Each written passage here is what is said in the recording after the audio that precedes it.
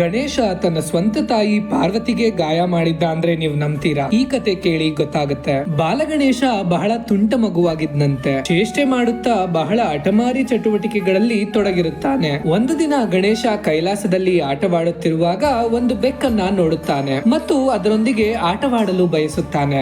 ಬಾಲಗಣೇಶ ಆ ಬೆಕ್ಕನ್ನ ಎತ್ತಿಕೊಂಡು ನೆಲದ ಮೇಲೆ ಎಸೆಯುತ್ತಾನೆ. ತುಂಟತನದಿಂದ ಅದರ ಬಾಲವನ್ನ ಎಳೆದು ಅದರೊಂದಿಗೆ ಮೋಜು ಮಾಡುತ್ತಿರುತ್ತಾನೆ. ಗಣೇಶನ ಆಟದ ರಭಸಕ್ಕೆ ಬೆಕ್ಕಿಗೆ ಗಾಯವೂ ಸಹ ಆಗಿ ಅದು ರೋಧಿಸುತ್ತದೆ. ಗಣೇಶನು ಅದನ್ನೆಲ್ಲ ಗಮನಿಸದೆ ಸುಸ್ತಾಗುವವರೆಗೂ ಆಟವಾಡಿ ಮನೆಗೆ ಹಿಂತಿರುಗಿದನು. ತನ್ನ ವಾಸಸ್ಥಾನಕ್ಕೆ ಹಿಂದಿರುಗಿದಾಗ ಪಾರ್ವತಿಯು ಮಲಗಿರುತ್ತಾಳೆ. ದೇಹದಾದ್ಯಂತ ಗಾಯಗಳೊಂದಿಗೆ ಮತ್ತು ನೋವಿನಿಂದ ಅಳುತ್ತಿರುವುದನ್ನ ಕಂಡು ಗಣೇಶನಿಗೆ ಆಘಾತವಾಗುತ್ತದೆ. ಗಣೇಶ ತಾಯಿಯ ಬಳಿ ಧಾವಿಸಿ ಓಡಿ ಬಂದು ಯಾರು ಇದನ್ನ ಮಾಡಿದ್ರು ಅಂತ ಕೇಳ್ತಾನೆ. ಅದಕ್ಕೆ ಪಾರ್ವತಿ, ಗಣೇಶ ನೀನೇ ನನಗೆ ಈ ರೀತಿ ಮಾಡಿದ್ದು ಅಂತ ಉತ್ತರಿಸುತ್ತಾಳೆ. ಜಗತ್ತಿನ ಯಾವುದೇ ಸ್ತ್ರೀ ರೂಪದಲ್ಲಿಯೂ ಪಾರ್ವತಿಯಾದ ನಾನು ವಾಸಿಸುತ್ತೇನೆ.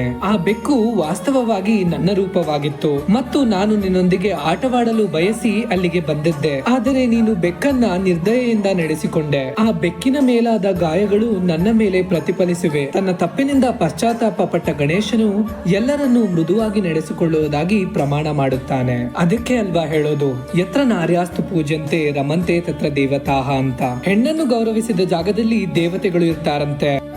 ಇದೇ ತರಹದ ಪುರಾಣದ ಕಥೆಗಳಿಗಾಗಿ ನಮ್ಮ ಯೂಟ್ಯೂಬ್ ಚಾನಲ್ ಪುರಾಣಸ್ ಬೈ ಸಚಿನ್ನ ಸಬ್ಸ್ಕ್ರೈಬ್ ಮಾಡೋದನ್ನ ಮರಿಬೇಡಿ.